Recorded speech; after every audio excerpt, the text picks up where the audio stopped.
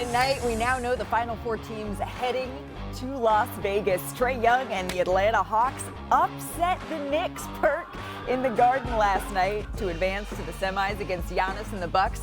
And those young Rockets, they took down Steph and the Warriors in Houston to play OKC Saturday night on ABC. We're going to cover every angle of those two thrilling games and look ahead to the semis over the weekend. Welcome into our Los Angeles studios alongside our senior insider, Charania. Danny Green is in the building. Kendrick Perkins here as always. I was 0 for 2 last night. It's all right, Perk. Some days it happens. We all win. Yeah. We get to go to Vegas, right? We got a lot to get into in the show. Jason Williams, J-Dub from OKC joining. Dyson Daniels joining as well from the Atlanta Hawks.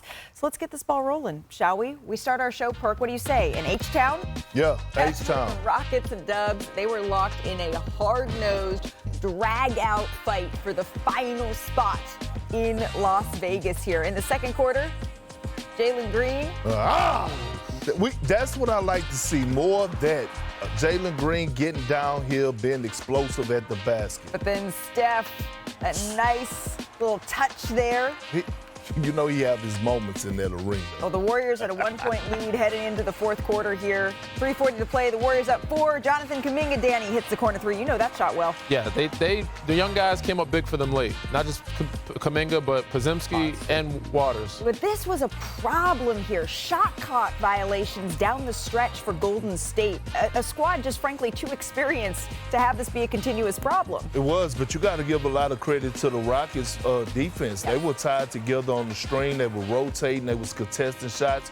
Beautiful job. Well done. Well game plan by Ime Udoka. Freddie V. Fred VanVleet have been struggling a little bit in this game, but Shams, this is one of the reasons they brought him in, his experience. No question. And when the front office went out and pitched Fred VanVleet and Dillon Brooks, it was about, yes, we're going to win. We want to win a championship at some point, but there's going to be some growing pains. We want to develop with the young guys, like right here with Alperen Sengun. Sengun. Is that Big Daddy ball, tomato chest ball? Whatever you want to call it, he did. Steph Curry, though, we're going to talk about whether or not he should have shot it at that point with that much time left. But right here, Steve Kerr irate because a foul was called on this play. Steve Kerr cannot believe it. Take one more look here.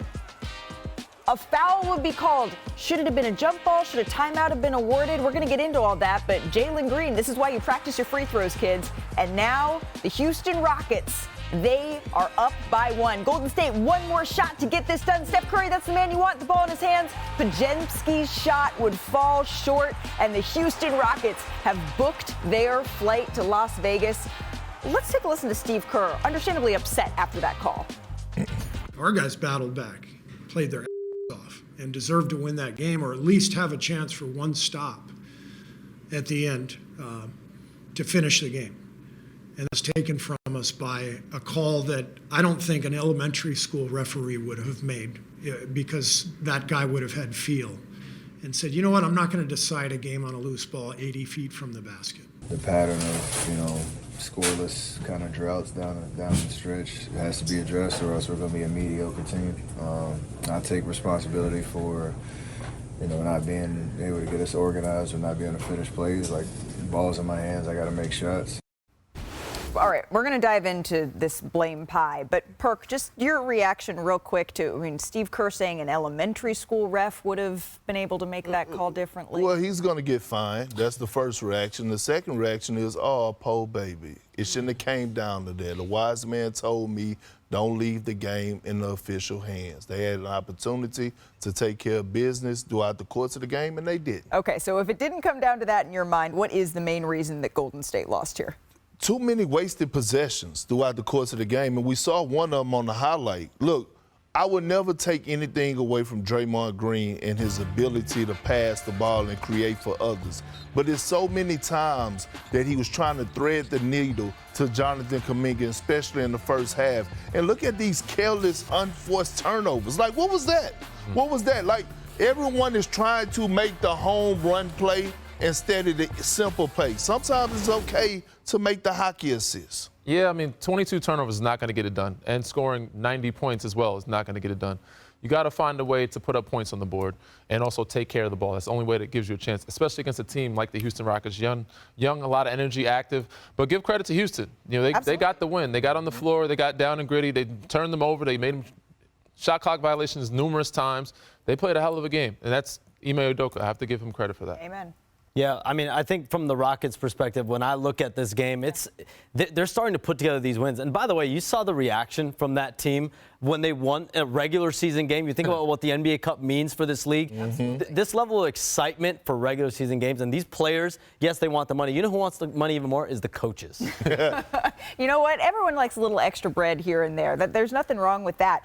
One discussion, I know you had heard this as well, Shams, that has happened sort of since this game ended, was did Steph take that shot too early? What would you say to that, Danny? I mean, I like the shot. He got a good look. It could have been a little later, but you got to give Dylan Brooks pressured him. He made him make the move earlier than he wanted to. He got a step back look against a really good defender, a 3-ball, which is probably his better shot, and it was a decent look to me. I give a chance to get an offensive rebound. They did. Gary Payton got it, lost it a little bit, threw it away. Jalen Green got to the floor, called the timeout. Was a suspect call, yes, but you can't put yourself in that position. But Steph had a chance to put the game away. Yeah, it was a little too early, but it wasn't a suspect call, okay? And last night I fell victim to this, right? I tweeted out, Billy, you cannot make that call. What the hell are you doing, basically? And I was wrong, just like everybody else who's wrong, who's questioning the call. It was a foul. It was a foul. Kuminga literally went across Jalen Green's face, and you have to officiate the game like you would at the start of the game. You have to make the call at the end of the game. No question. It was a foul. New York City, the biggest stage. Everybody had the Knicks beating us. Trae Young with a miraculous shot. It got real quiet at the end. Wanted to hear those FU chants again. Fires from way downtown. Young takes the bow after that. That's why the crowd is booing him. Wanted to let the fans know the show was over. Trae Young versus New York. Is there a better player-city rivalry? Right now, hey, look, right now his home is in Atlanta, but he resides in Madison Square Garden. Yeah, I mean, they call him the king of New York for a reason. Trae won 3 of his last 4 in Madison Square Garden entering last night. They struggled early here. OG Anunoby, you had high praise for. Oh, grown man. They played good defense on Trae early on, but that didn't last very long. It didn't. The Knicks, though, had some success here, particularly in the first half. Josh Hart in a little spin cycle there, muscles it to the basket and gets that one to go. Trae Young pushing the pace now. The Hawks unable to respond. I love Karl Anthony Towns playing with this type of passion, this type of tenacity. The Knicks bench all the way fired up after that sequence. Cat with some great defense there in the paint. Ahead to the third quarter we go, though, here. Young, this is when he started to take over. The Hawks trail by 1. Young pulls up from 3. Yeah, it was a 17-point swing. It got ugly for him, but it started with Trae. That was from 31 feet, anyone who was checking there. The Knicks trying to respond and can't. Trae Young, a little outlet pass. And all of a sudden, Knicks fans starting to get mighty nervous here. For good reason. Yeah, I mean, the Hawks were getting out in transition, but look, forcing turnovers to easy baskets. Jalen Johnson, terrific game from this young player. He's going to be joining us. No resistance here in at the Vegas. rim by New York here. That kind of was a little bit of a theme there in that stretch in the fourth quarter. Absolutely. Johnson, 21 points in the game. The Hawks continue to push the lead. Moving the ball. DeAndre Hunter, nice little corner 3 as Atlanta continues to pull away in this one. Trae Young, again. What a connection. What a connection. That's a heartbreak right there. That cut out of the corner, Trae Young finding them. The skip, hey. 22 points, 11 assists. Roll those dice. As he rolls the dice. Here's how it sounded in Madison Square Garden after Trae Young took a final bow. This is your house, bro. This is your house, you feel me? This is your house, you feel me? Let them know. Let them know. Hey, we going to Vegas. The whole group came in. The whole group came in. They don't win. But the celebration didn't end there. Trae Young posted this after the game, rolling the dice at center court with the hashtag #WeMove. He is fully embracing the villain role in MSG. We're calling him Dice Trae now. Check out how long he's been thinking about this celebration. I planned that one with my little brother a few days ago. We had talked about that, and I knew what I was going to do. We were going to Vegas, so that's what I had to do. The mindset that I have is I try to embrace the moment as much as I can. Like, I know the work that I put in off season. I know what I've I've done, and so I know I'm ready for any moment. And at the end of the day, the crowd can only do so much. They can't guard me. They can't block my shot. They can't do anything. So, I mean, we all get anxious. We all get nervous. But when you trust the work that you put in whatever field you in, I mean, when you trust the work, it all pays off, and you feel good in the end. And so Trae Young, the villain, continues. Our front office insider, Bobby Marks, is joining us for this segment. Do you know why, Kendrick Perkins?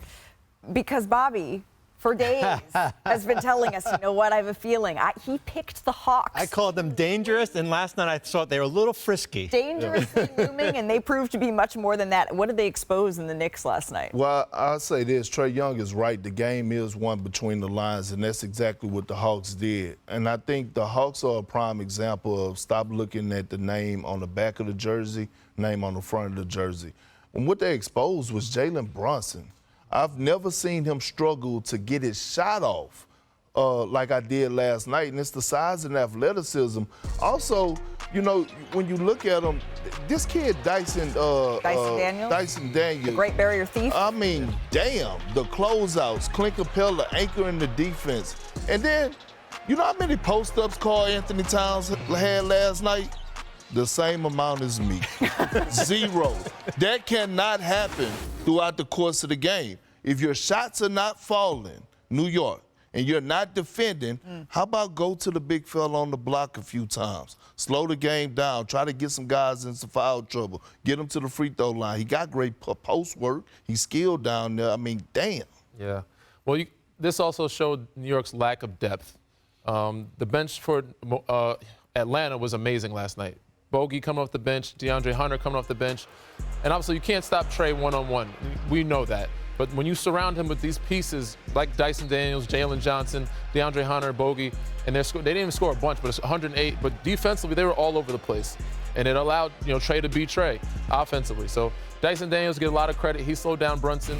Jalen Johnson, his length and athleticism is unbelievable. The way he's contesting shots, flying on the floor. People talk about his offense, but defensively, he is such a big factor for them. Yeah, I mean, I'm going to echo what Danny just said. I think when they made the Karl Anthony Towns trade, the biggest question was depth. 43-14 last night in bench points, 2 of 11 from 3 from the Knicks shooters here.